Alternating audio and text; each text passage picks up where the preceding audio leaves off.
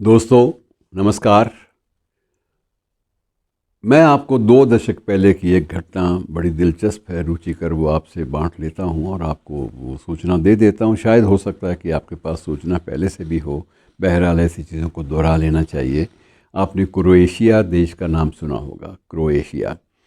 अब क्रोएशिया में क्या हुआ कि प्रेमी जोड़े, 2 प्रेमी जोड़े थे। एक का नाम था ओलेंका विस्टेसा और दूसरा ड्रेजन और सिटी बसिक।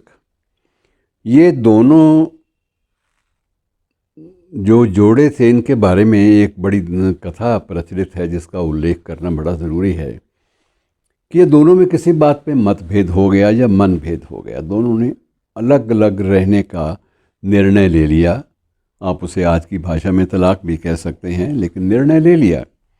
और निर्णय लेने के बाद भी उनको ये ज़रूर लगा कि निर्णय बेशक हम भले ही कुछ ले लें, लेकिन हमारे वो प्रेम के प्रतीक जो थे, जो उपहार हमने एक दूसरे को टूट कर दिए थे, जो बड़े स्नेहपूर्वक हमने दिए थे, बड़ी शिद्दत के साथ, तीव्रता के साथ हमने एक दूसरे को उपहार दिए थे, जिनका उल्लेख बहुत ज़रूरी है।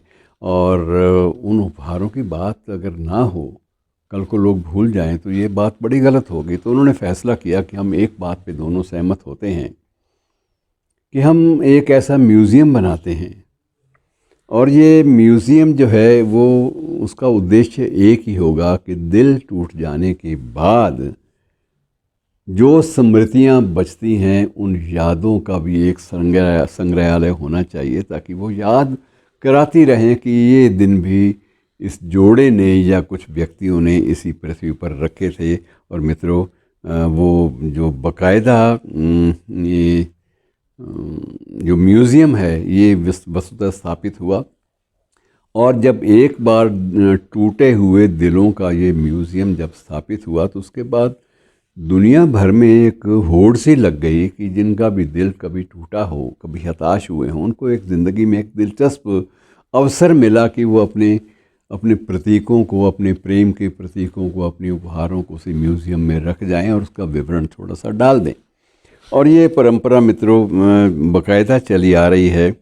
और ये 2006 में इस म्यूज़ियम को अस्थायी रूप से एक स्वरूप भी दे दिया गया। और उसके बाद लगातार फ़ोन कॉल्स भी आने लगे दोनों को, दोनों प्रेमी जोड़े के दोनों सदस्यों को, कि इसमें इसके नवनिर्माण के लिए जो भी खर्च होता है हमें बजट बताइए, हम लोग अपनी तरफ से कंट्रीब्यूट करेंगे और उसमें एक भव्य ऐसा एक संग्रहालय बनाएंगे, ऐसी एक स्मृति बनाएंगे जिसमें टूटे हुए दिल भी कहीं ना कहीं एक दूसरे से जुड़े दिखाई दें। और धीरे धीरे सब ने ये भी किया कि 2010 तक सामान निरंतर आने लगा और म्यूज़ियम में अब 1-2 नहीं बल्कि 4000 उपहार एकत्र हो चुके हैं। और वो 4000 के 4000 उपहार दिल टूट जाने पर जो प्रेमी जोड़ों ने जो समर्पित किए थे एक दूसरे को अच्छे दिनों में, वो उसी का प्रतीक हैं, उसी को दर्शाते हैं। और ये इसमें एक उसमें उल्लेख भी है कि एक 37 साल पहले एक शादी का एक केक का एक टुकड़ा एक निराश हताश प्रेमिका ने अपने फ्रिज में रख लिया था। और 37 साल के बाद वो टुकड़ा भी वो क्रोएशिया के इसी म्यूज़ियम में रखने के लिए आई कि ये मेरे उस प्रेम का प्रतीक है, जब पहली बार अपने लव को, अपने प्रेम को सेलिब्रेट करने के लिए, उसे मनाने के लिए हमने केक काटा था। और ये केक जो है दोनों ने काटा था और अब टुकड़ा बचा है। तो मैं समझती हूँ कि ये भी एक इस म्यूज़ियम का हिस्सा बन सकता है। और उसके नीचे पूरी वो ट्रांसक्रिप्शन भी दे दी गई, पूरा परिचय भी दे दी गया कि ये केक क्या दर्शाता है।